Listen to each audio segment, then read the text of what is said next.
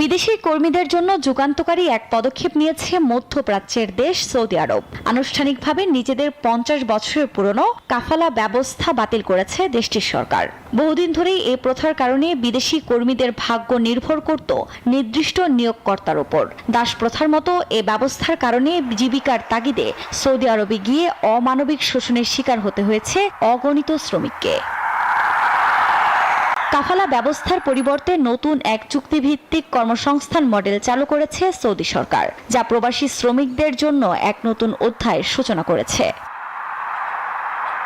নতুন এই সংস্কারের মাধ্যমে প্রবাসীরা এখন থেকে কাজ পরিবর্তন, দেশ ত্যাগ বা ভিসা নবায়নের ক্ষেত্রে আগের মতো কঠোর নিয়ন্ত্রণের মুখে পড়বে না। সৌদি প্রেস এজেন্সির তথ্যমতে নতুন এই ব্যবস্থার অধীনে বর্তমান নিয়োগকর্তার অনুমতি ছাড়াই চাকরি পরিবর্তন, এক্সিট ভিসা ছাড়াই দেশ ত্যাগ করতে পারবে অভিবাসী কর্মীরা।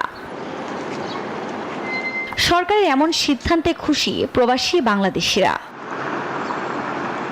তথ্য বলছে এই সংস্কার মূলত সৌদি আরবের ভিশন 2030 উদ্যোগের অংশ, যার লক্ষ্য দেশের অর্থনীতিকে আধুনিক করা এবং বিদেশি শ্রমিকদের অধিকার ও কল্যাণ নিশ্চিত করা।